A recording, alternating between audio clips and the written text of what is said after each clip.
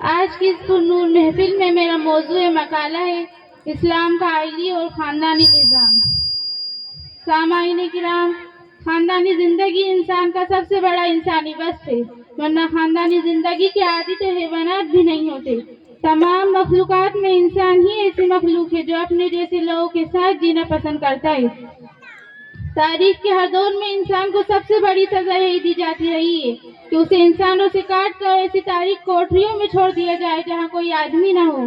اسی لیے انسان اس کرۂ ارض پر اپنے روز اول ہی سے انسانوں کے ساتھ رہتا آیا ہے اور اپنی مستقل بستیاں آباد کرتا ہے تاکہ اس کے دکھ سکھ میں ساتھ دینے والے لوگ موجود ہوں۔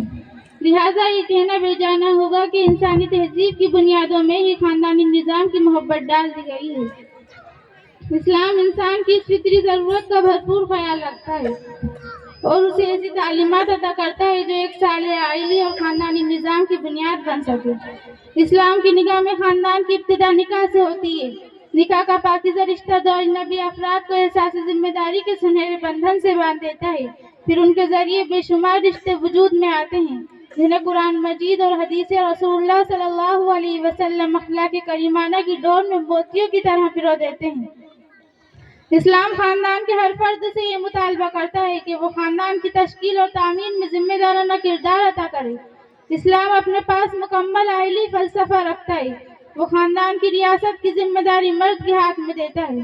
الرجال قوامون علی النساء، یعنی مرد عورتوں پر قوام ہے۔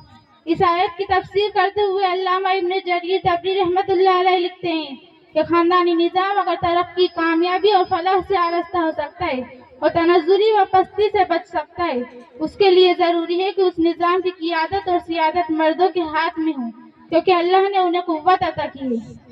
مولانا مودودی رحمۃ اللہ علیہ اپنی مشہور کتاب پردہ میں لکھتے ہیں کہ خاندان میں مرد کی حیثیت قوام کی ہے، یعنی وہ خاندان کا حاکم، محافظ اور معاملات کا نگران ہے۔ اس کی بیوی اور بچوں پر اس کی اطاعت فرض ہے، بشرطے کہ وہ اللہ اور اس کے رسول صلی اللہ علیہ وسلم کی نافرمانی کا حکم نہ دے۔ اسی طرح اس پر خاندان کے لیے روزی کمانے اور ضروریات زندگی فراہم کرنے کی ذمہ داری بھی عائد کی گئی ہے۔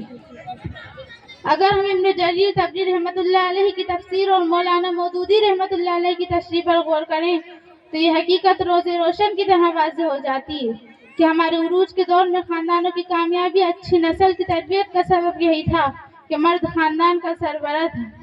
جدید تہذیب نے قوامیت کی ذمہ داری مرد کے ہاتھ سے چھین کر عورت کے ہاتھ میں دے دی، جس سے خاندانی نظام کی بنیادیں ہل کر رہ گئی ہیں۔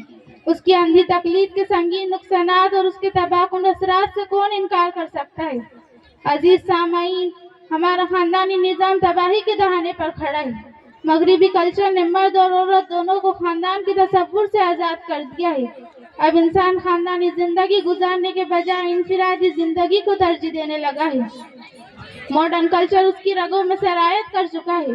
وہ دن گزر گئے جب بیوی شام کو شوہر کی منتظر رہتی تھی اور شوہر کام ختم کر کے جلدی گھر کی طرف لوٹ آتا تھا۔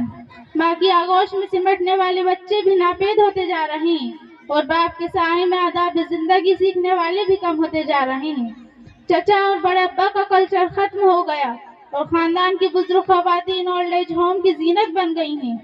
جدید تہذیب کی ستم ظریفی دیکھیے کہ بچے گھر سے بھاگ رہے ہیں یا بزرگوں کو نکال کر اولڈ ایج ہوم میں چھوڑ دیا جا رہا ہے۔ بیویاں عدالتوں میں شوہروں کے خلاف مقدمات لڑ رہی ہیں اور شوہر گھر کے سکون کو ترس رہے ہیں۔ خاندانی زندگی میں بچے اپنے ہم عمر بچوں کے ساتھ کھیلتے کھاتے بڑے ہوتے ہیں اور مل جل کر اقدار، روایت اور اخلاق سیکھتے ہیں، لیکن آج کے دور میں بچے فلیٹوں میں بند اور موبائل اور ٹیلی ویژن پر وقت گزار رہے ہیں اور اپنے ذہنوں میں جدید غیر دینی اقدار بھر رہے ہیں۔ ایسے حالات میں شدید ضرورت ہے کہ ہم دین اسلام کی تعلیمات کی طرف لوٹیں اور اپنی نئی نسل کو زیور اخلاق سے آراستہ کریں تاکہ یہ دنیا دوبارہ امن و سکون کا گہوارہ بن سکے۔ وآخر دعوانا ان الحمد للہ رب العالمین۔ السلام علیکم ورحمۃ اللہ وبرکاتہ۔